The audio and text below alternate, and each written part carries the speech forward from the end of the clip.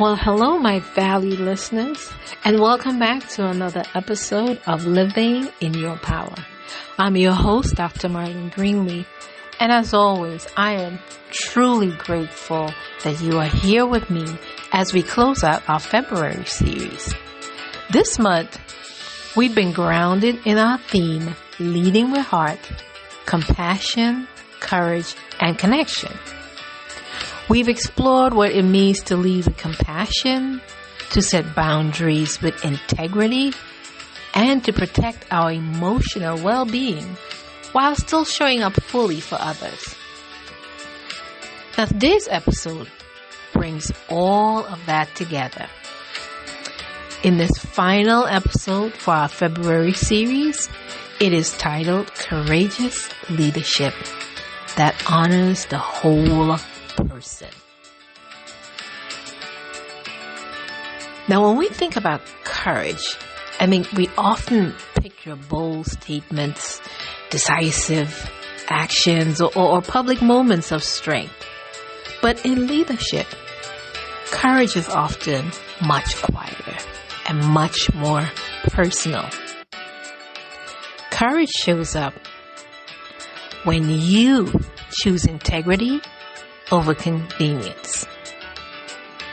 When you speak truth with kindness, and when you honor people beyond their productivity.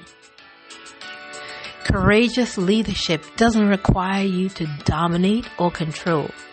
It requires you to remain grounded in who you are, even when it would be easier to conform. Now, Joshua 1:9 reminds us to be strong and courageous. Do not be afraid. Do not be discouraged. For the Lord your God will be with you wherever you go. Courage, my dear listeners, begins with trust. Not in your own ability, but in God's guidance.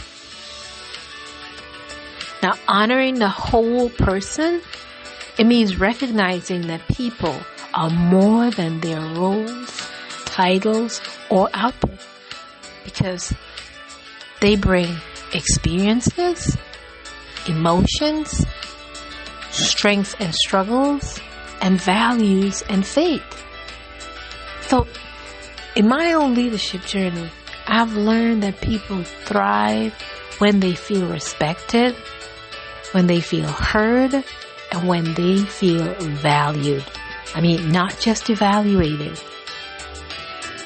Jesus consistently honored the whole person because he saw past labels. He met people where they were, and he restored dignity before addressing behavior. So, courageous leadership does the same. It resists reducing people to numbers or performance metrics and instead asks the question, who is this person becoming?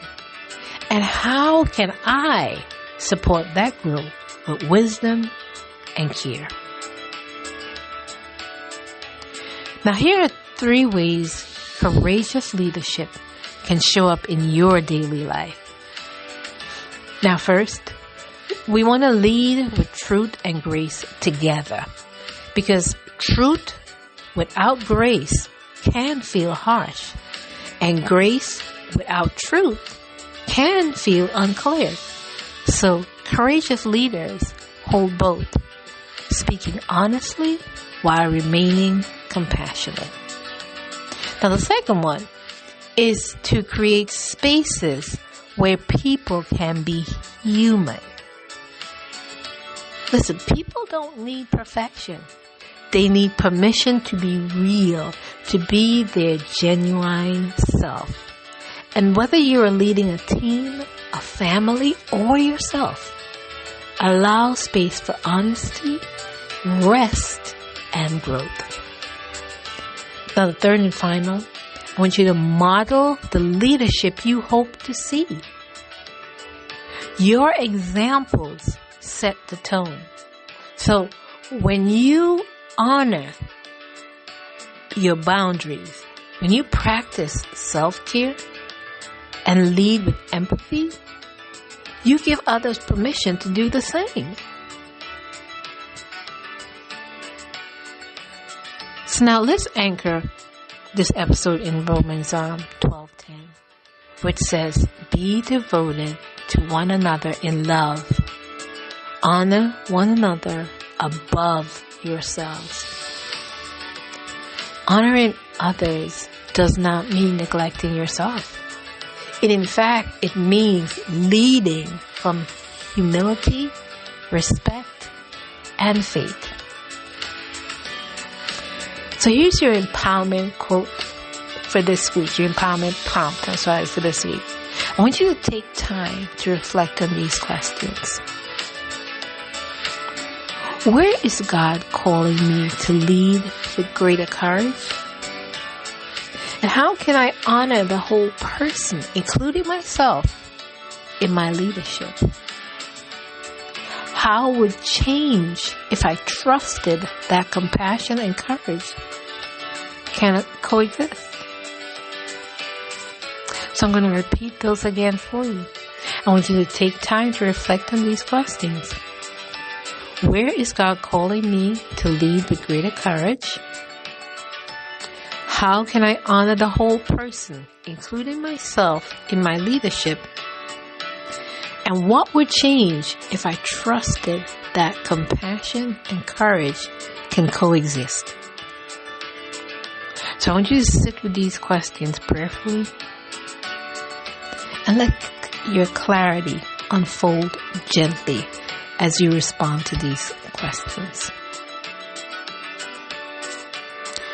So my dear listeners, I want you to remember that courageous leadership is not about being the loudest voice in the room. It's about being the truest. It's about being the most genuine, being your most genuine self. And when you lead with heart, guided by faith and wisdom, you create spaces where people can grow, heal, and thrive, including yourself. So I want to thank you, dear listeners, for walking with me through our February series, Leading with Heart, Compassion, Courage, and Connection. And next month, we'll step into a new theme and continue building leadership that is rooted, resilient, and aligned. So thank you again for joining me in this episode and this series on living in your power. And until next time, dear listeners, you know the drill. I want you to continue to live boldly in your power today. And if it gets tough, just breathe. You still got the strength to rise. So until next time, continue to live in your power.